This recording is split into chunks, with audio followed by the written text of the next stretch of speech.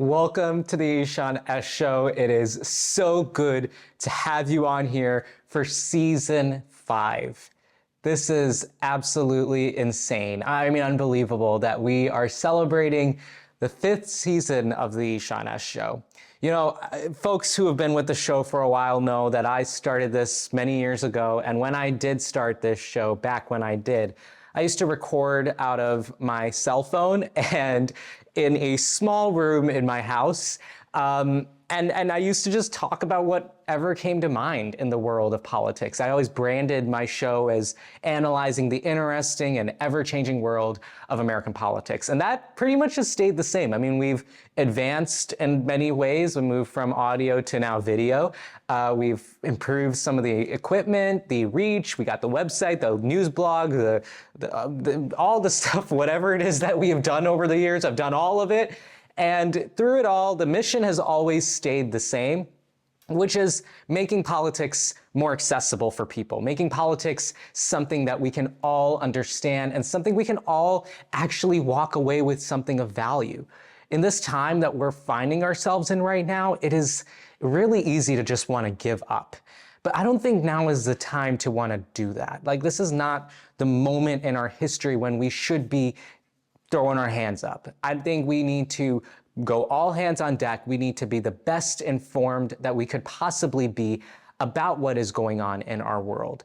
And so that is what I hope to do with this show. I hope to be that agent of informative news, of analysis-filled news. You might have seen the trailer that we posted yesterday for this season. And what we need right now is honest and real analysis, not fluff. And you know, if you've been with the show, you know me. I've been doing this for years. I've covered elections. I've covered some of the biggest stories of our lifetimes, whether it's the Russia-Ukraine war or the 2024 election when Joe Biden dropped out. We had Kamala Harris come up, the whole campaign, or all of the things that Donald Trump has done in his first 6 months in office. We've seen so much together. And what keeps me coming back every time is people like you. The viewers. I will get a text or an email or a DM on social media, and somebody will say that your show is the reason I know more about X issue, or I inquired a little bit more about this issue. And it touches me because the mission, of course, like I always have said, is about making this whole field more accessible to people. And as long as I can keep doing that, I will keep making this show. So please continue to show your support. Please continue to do all that you've done for me these past few years, and let's keep going forward. But with that out of the way, welcome to season 5 of the Ishaan S Show.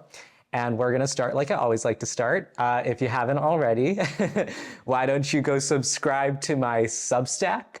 The plan is to get new newsletters out, but actually with this, with what I've started to do with the show, I've also started posting new interviews that I have, full versions of the interviews on Substack. So actually it's a good place. You'll still get stuff coming in your inbox while I'm working on the newsletter stuff. So why don't you subscribe to my Substack so you never miss an interview for now, and then breaking news posts as well. And then you can also follow the show on Instagram at the Ishaan S Show. And you can follow me at the Real Ishaan Shrivastava on Instagram and on TikTok. All right, so that's one thing. Next thing on the agenda to go over. So we have our season 5 inaugural interview right after this in just a few minutes. I sat down with candidate for Congress, Yasmeen Bankole. She is running for Illinois to be the next representative for Illinois' 8th congressional district. I had a great conversation with her about a lot of different things. So tune in after this segment to go watch that interview. And again, like I said, there's a full version of that interview on my Substack. So let's talk about some of the goals I have for this season. So this season, I want to get more into the midterms. I want to get really into how we make sense of the next big election in this country. And that stuff is starting already. We are getting right into the heat of it.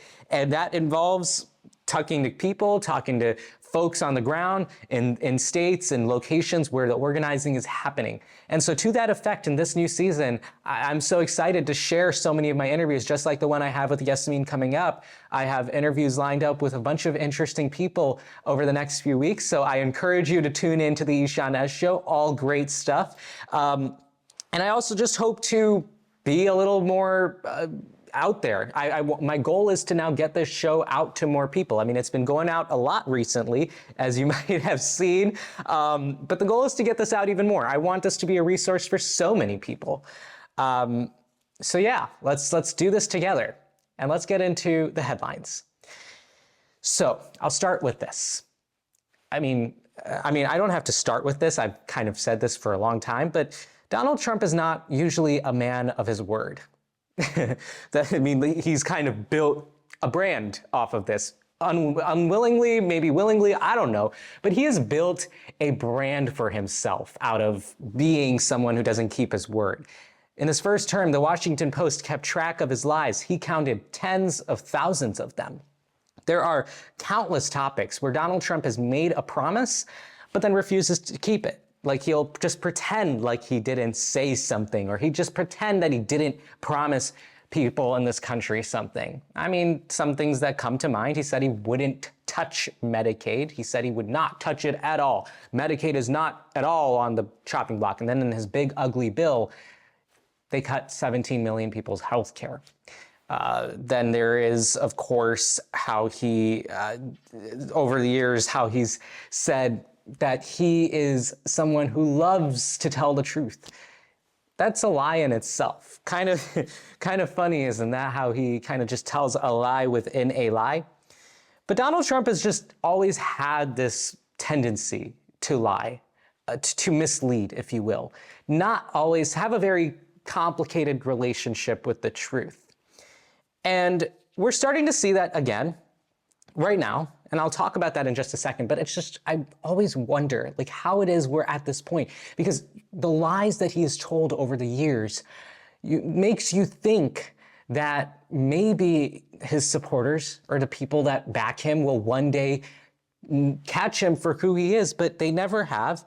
But that is until this moment that his own supporters are beginning to turn on him. And it has to do with, I'm sure as you have heard, the Epstein case.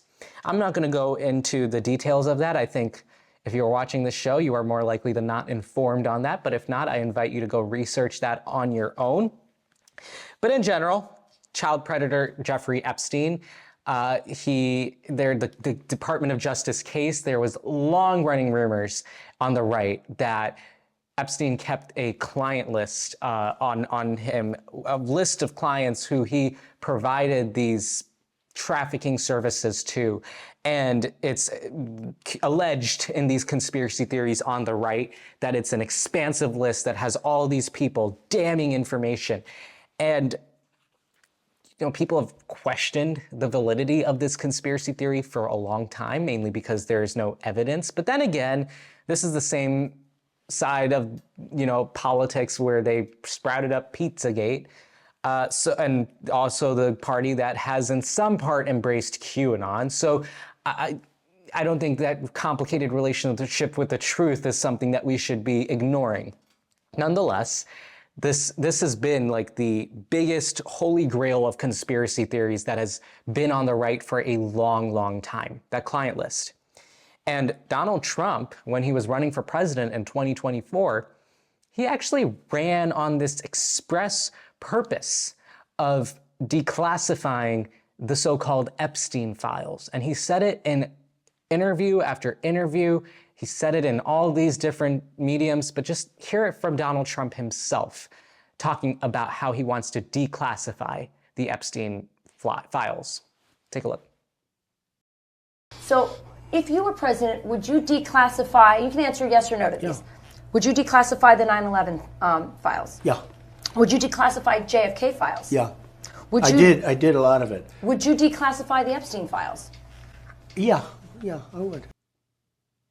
There's a lot of pressure coming on Donald Trump from the right because this has been, again, a really big part of the right's agenda. Like I am not even kidding when I tell you that I have personally met single issue Epstein voters. Like, there were people voting in the presidential election on this issue. Now, if Donald Trump was your guy, I mean, I still question that, but whatever. There were people that voted on this issue. And so ideally, a good politician would make through on his promise and he would do what he said he would do. But here's the hiccup. You know this lady? This is Donald Trump's Attorney General, Pam Bondi. Pam Bondi also kind of delved into this whole conspiracy theory stuff, including going as far as inviting influencers to the Department of Justice to give them files on the Epstein case, as if it had all been hidden, that the Biden administration was not telling people. But then it turns out that those influencers ended up leaving pretty upset because they left with generally publicly available information from the case. Like, they didn't give them any breakthroughs or anything of that sort. So that should have been the first sign. But Pam Bondi also went around saying that there is stuff on her desk that she just needs to review and she will declassify all of it. Take a look at Pam Bondi saying that. The DOJ may be releasing the list of Jeffrey Epstein's clients? Will that really happen? It's sitting on my desk right now to review. That's been a directive by President Trump. I'm reviewing that. I'm reviewing JFK files, MLK files. That's all in the process of being reviewed. So she just had something on her table that she needed to review. Yet, then we got this report from the Department of Justice, Pam Bondi's Department of Justice, where she said that the DOJ says there is no such evidence of a client's list, despite the fact that for months and for years in some cases, Trump allies have been hitting the national media rounds, going on every possible platform, decrying that the deep state is hiding something about all of this. Pam Bondi's own Department of Justice went out and said that there exists no such thing. So what is it? What happened? Well, what happened is we just saw another case of Donald Trump not keeping his word. We just saw another example of it. And it's no surprise because we've seen it countless times. This is the same guy that told 40,000 lies when he was in his first term. So there's no surprise that they could not keep this promise. But what makes this really bad, makes it inappropriate, is how they misled their people. I mean, most people, I don't think, were single issue voters in this sense, but even if Donald Trump didn't believe his own lies, the fact of the matter is that there were many people in his support base that did believe this stuff, that believed all of this, and they trusted Donald Trump to follow through on that promise. His base of supporters are the same people who, through no fault of their own, feel left behind by their government. They feel like the government leaves them out to dry. And Donald Trump was supposed to be their answer to all of this. But Donald Trump does what Donald Trump does best. He lied and he misled. And so this has resulted in a pretty big internal clash within the Republican Party. Speaker Mike Johnson, a usual Trump ally, has been calling for the DOJ to release all the files, just full on release everything. Whereas there have been others who have said that they have, like Charlie Kirk, he said, I called the president, I talked to the president, and you know what, it's all fine, let's stop talking about this issue. There's both sides of this coin. And the Republican Party is somehow, I didn't ever think that this would be what divides MAGA, but this is what is dividing MAGA down really stark lines. And it just highlights the nature of this group, of its leadership. People like Donald Trump, like Pam Bondi, like other folks who completely misled the American people, misled their own base, lied to them just for the sake of attention. Like, let's call it by what it is. Republicans were all big on declassifying. They were all big on going after the conspiracy theorists. I mean, here's this montage of people in Trump's orbit, saying all that they said about this whole thing. Take a look. Release the list. Seriously, we need to release the Epstein list. That is an important thing. All this evidence is sitting in the Southern District of New York. Yep. So based on that, I gave them the deadline, Friday at 8. A truckload of evidence arrived. It's now in the possession of the FBI. Cash is going to get me and himself, really, a detailed report as to why all these documents and evidence had been withheld. It's a new administration, and everything's going to come out to the public. The public has a right to know. Americans have a right to know. I know the Attorney General has committed to releasing those files. I would defer you to the Department of Justice on her timeline, but when she has made a promise in the past, she has kept it, and I'm certain that she will in this case as well. So Congress held a vote on this specific matter, and on that vote, it was a discharge petition to force a House vote on debate on this whole matter. And the Republicans were able to block it. They actually ended up blocking it in a vote of 211 to 210, with 9 Republicans abstaining from this vote. I believe there is something about this that just feels odd. Like, what?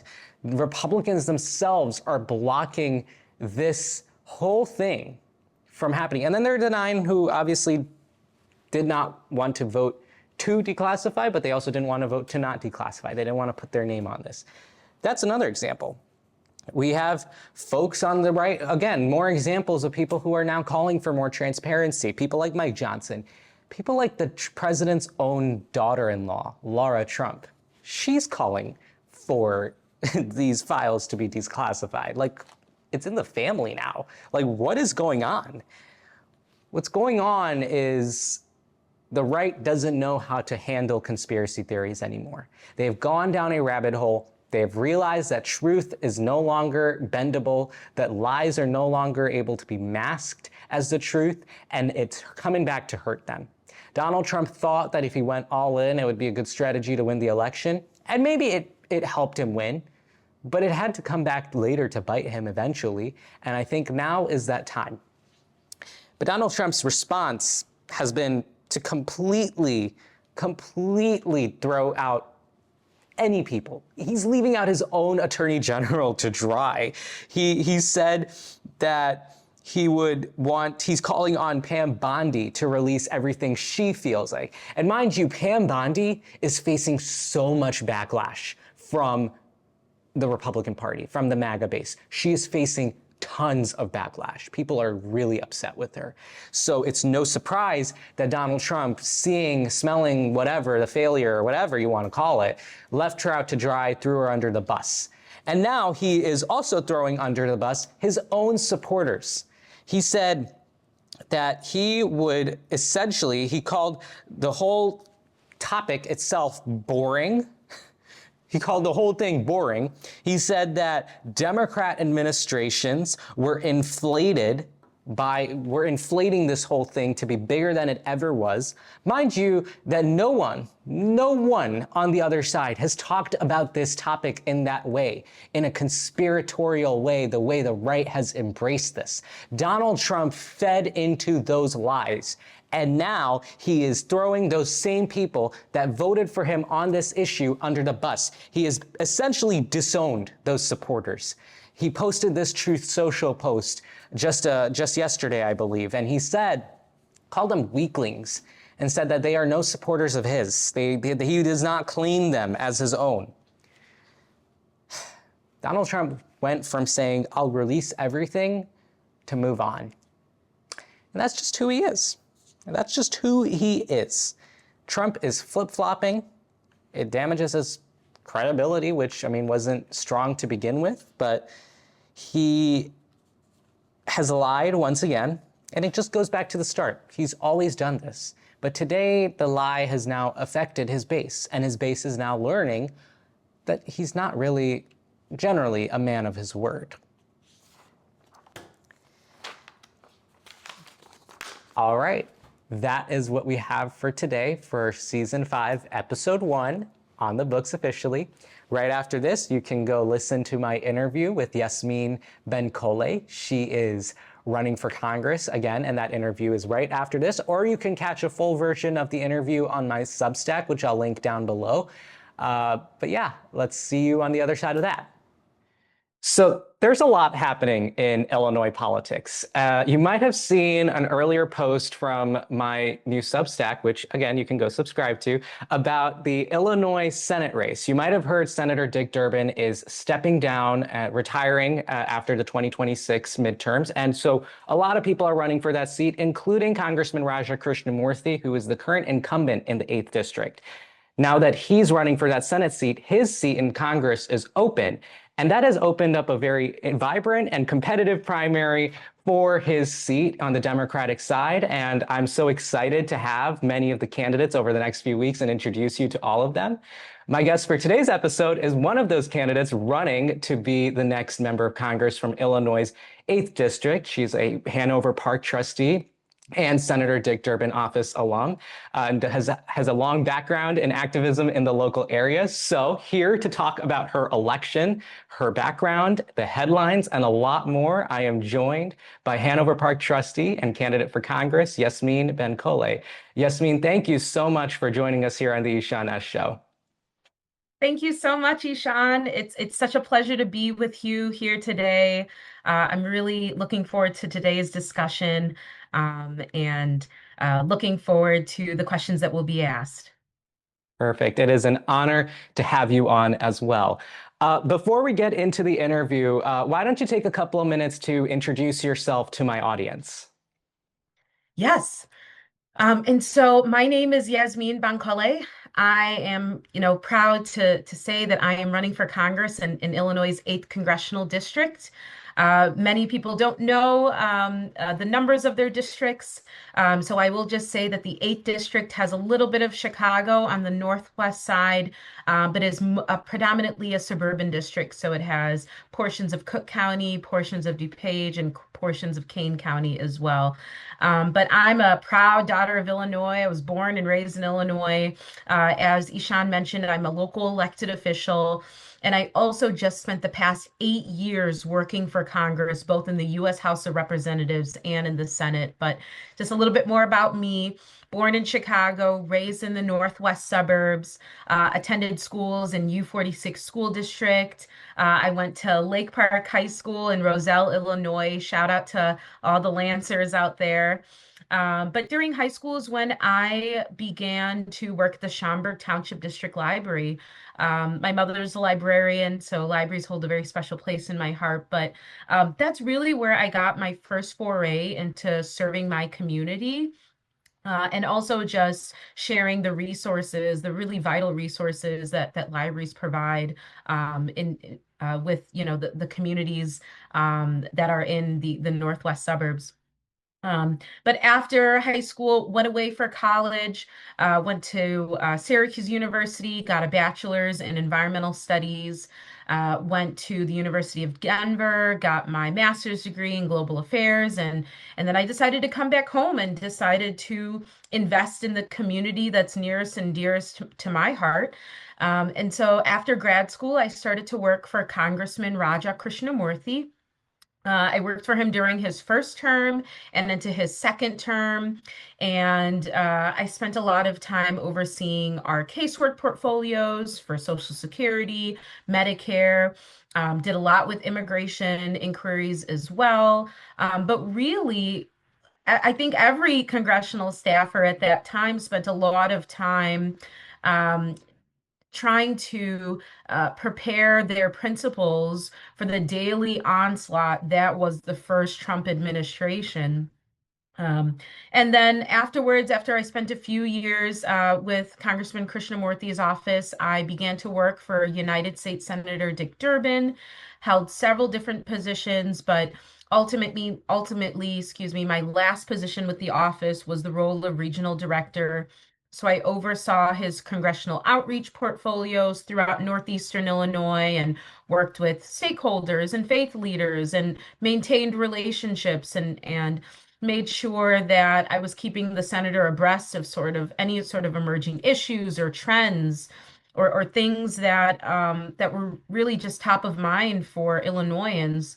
I helped communicate legislation out of DC, helped craft legislation with some of our outreach efforts, and really just tried hard to be the senator's eyes and ears.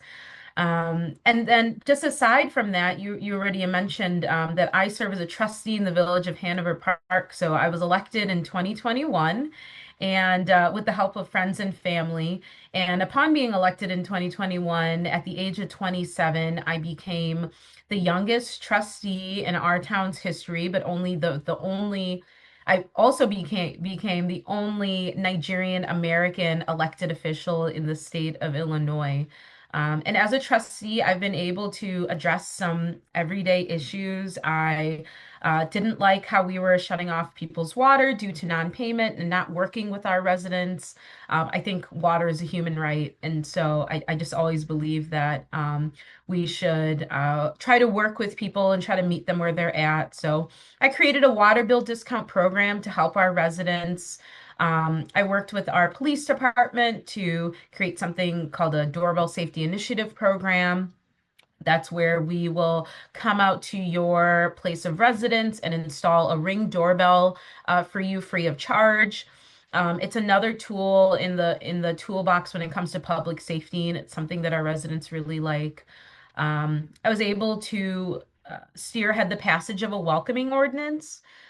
We are very much a diverse community in Hanover Park. We're very multicultural, and we have people that come from all walks of life. And so I wanted to make sure that Hanover Park's values were very clear and in writing. And it really just says, you know, no matter who you are, where you come from, we will respect you and we won't discriminate against you. And I think in this time of anti-immigrant sentiment, I'm really am glad that we have that on the books in Hanover Park. Um, but yeah, I'm excited to be here. You know, I'm really excited to be in this race. It has been all encompassing, but I'm so grateful for the outpouring of support that I've received thus far. You know, I'm the only person in the race that does have federal congressional experience. I can hit the ground running on day one. I've been endorsed by local elected officials in all three counties that the district falls in. I'm the only person in the race that's been endorsed by union. And I have the fire in my belly, you know. I think we're looking for fighters right now, and I just want to be a part of this new generation of leaders that's working hard for constituents in Washington, D.C. So, yeah, I'll pause there.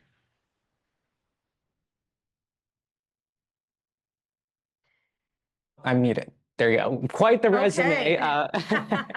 You know, tech is not my background either. I'm a poli sci person myself. But that is quite the resume that you have to boast there. A lot of work and on all different levels. You mentioned your race for the 8th district. And as you know, I'm sure as you know, but for our viewers who might not, it is quite a crowded and competitive primary with a lot of different candidates with a lot of different backgrounds. When you are at the doors or when you are talking to residents in the district, what are people saying is the biggest issue that they are thinking about? And what do you think this field should be paying attention to? What are voters most concerned about right now? Yeah, it's a good question, Ishaan. So the number one thing that I've been hearing is a combination of Social Security and Medicare, and then just our healthcare system overall. You know, Social Security, the way this current administration has talked about Social Security has been really frightening. They have already enacted some changes that have made it harder for you to access your Social Security benefits, right? With taking away some of the ways in which you can set up an online appointment. They've said, you know, you had to come in. They have decided to shut down a couple of, well, I shouldn't say a couple, but several Social Security locations across the country. I think the one that was shut down that was closest to the northwest suburbs of Chicago is the one in Rockford. And so now people in Rockford have to drive, you know, 10, 20, 30 miles outside of their way to receive assistance at an office. And these are benefits that you're entitled to. You've spent, when you're ready to take Social Security, you've spent decades working and paying into this system. This isn't just a handout. This is funding that you are entitled to. And so it really, in some ways, kind of feels like this insidious war on seniors, with the attacks to Social Security, with the attacks to Medicare. I'll just say, with the big beautiful bill cuts that just occurred, there we are going to see a decrease in Medicaid funding. And Medicaid is healthcare. And I think sometimes we forget about what that really means. So if we're seeing a decrease in that type of funding, it means services that are no longer available for people throughout the different like when you're looking at the spectrum of healthcare, that's your doctor's office, that's other medical practitioners that are assisting you with your needs, that's you know hospitals receive Medicaid funding. So if they're not receiving that funding, then the cost is going to be passed along to folks that are just trying to receive care. That's the more vulnerable hospitals in rural areas that are now likely going to shut down because they're receiving less funding as well.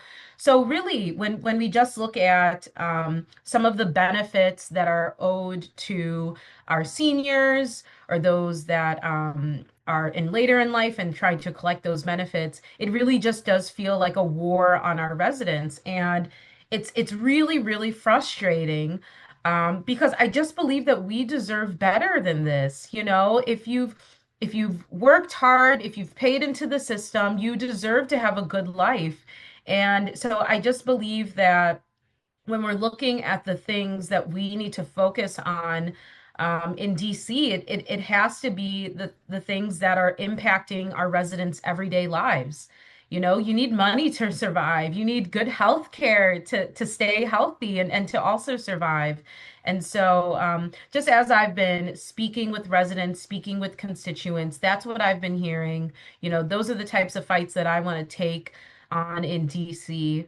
And I'd previously mentioned to you before that some of the work that I've done as a trustee has already improved the lives of everyday people in this district. And so I believe that, with my experience, with my proven track record, and with also just the belief that we deserve better than this, these are the types of things that I'd like to take on as a member of Congress.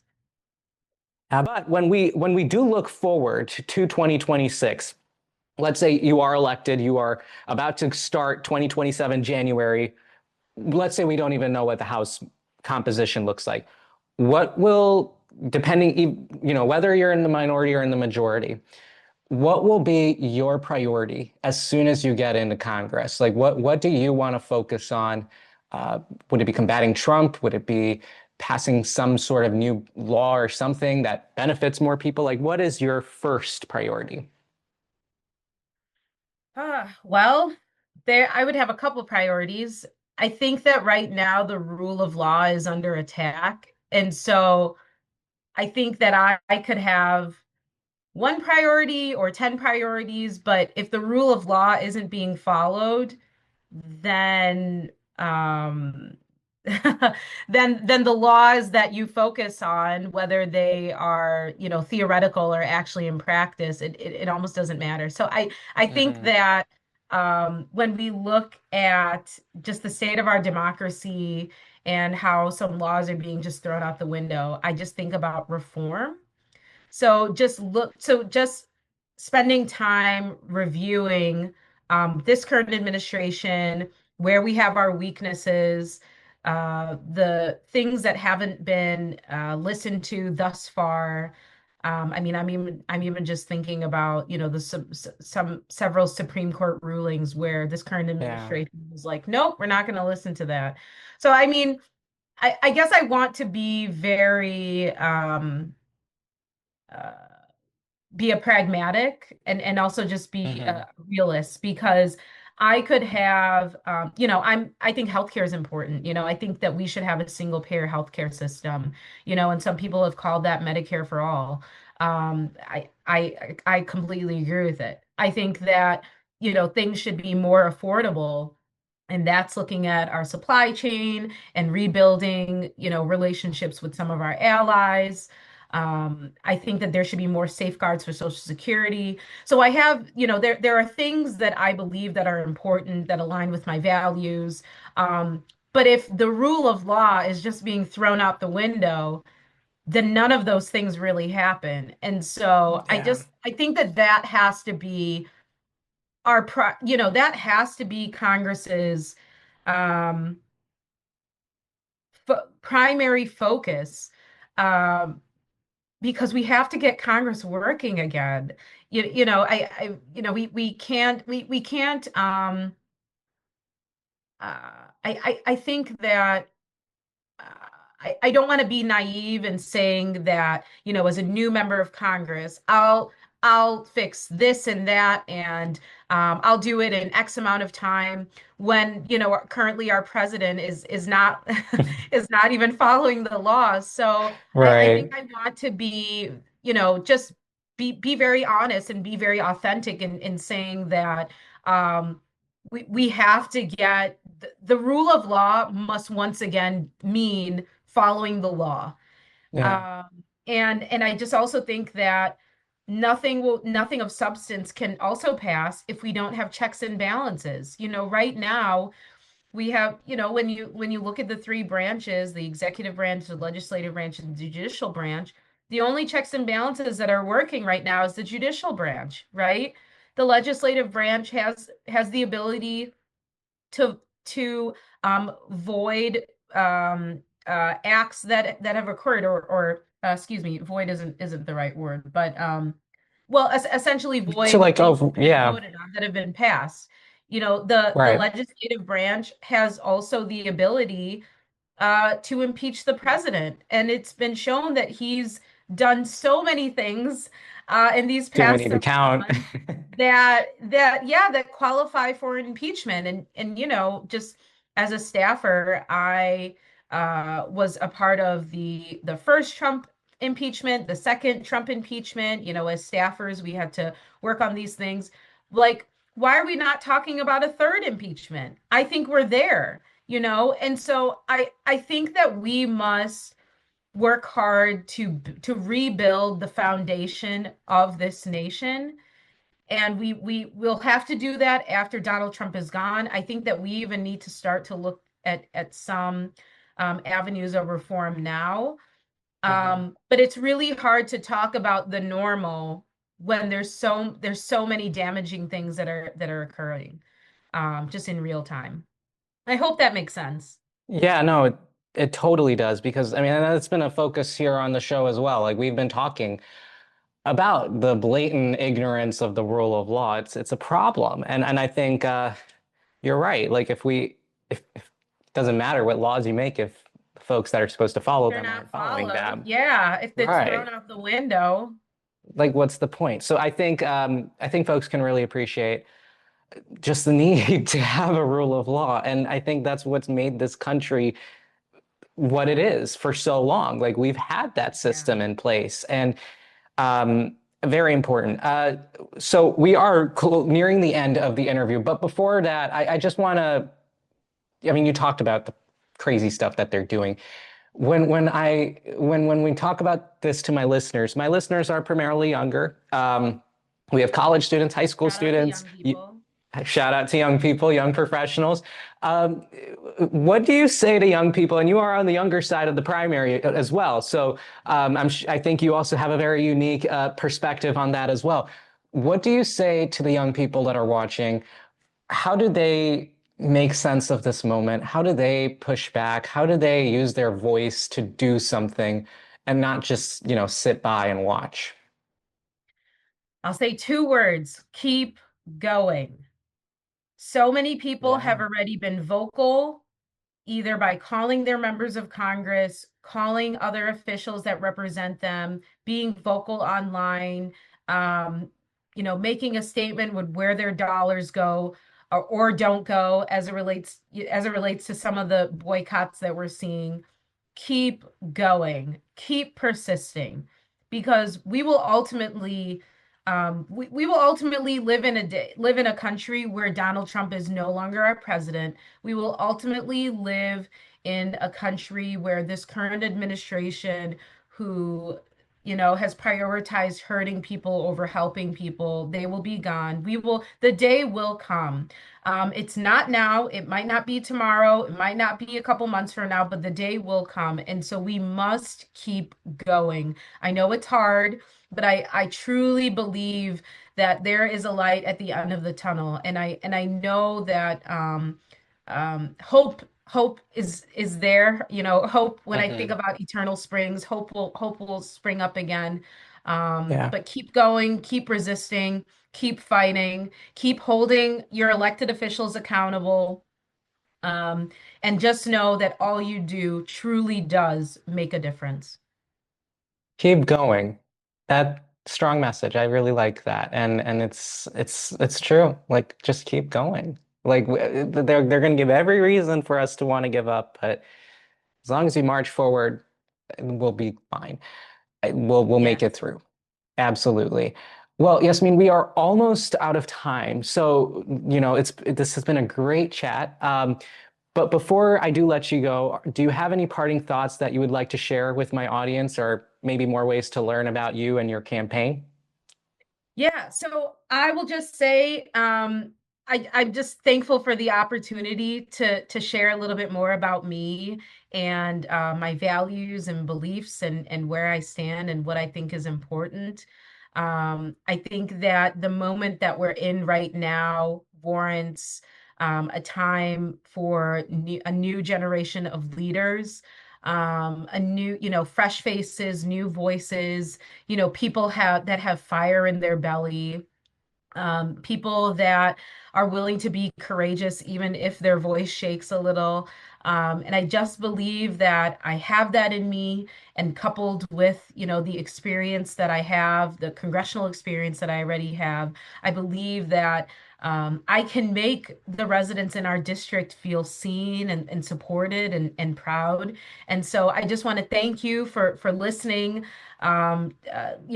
tuning into the show today, hearing a little bit more about me. I'm the only Yasmeen Bankole in the race, and even if you Google me, you'll find me.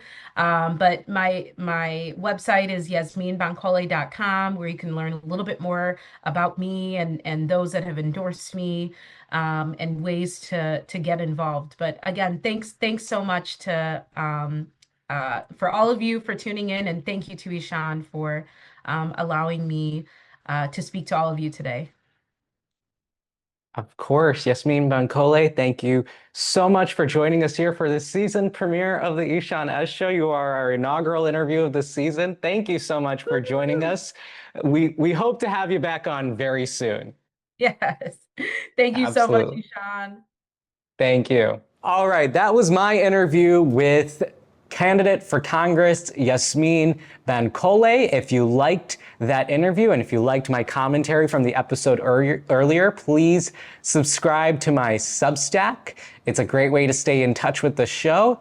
And you can follow the show on Instagram at The Ishaan S Show, and you can follow me on Instagram and TikTok at Real Ishaan Shrivastava. All right, thank you so much for joining me today for this season premiere of the Ishaan S Show. It is an honor to have you on. Please join me on Saturday, where I'll be interviewing another candidate for Congress, Kevin Morrison. It's going to be a great interview again. I hope to see you there. But until then, I'll see you in the next one.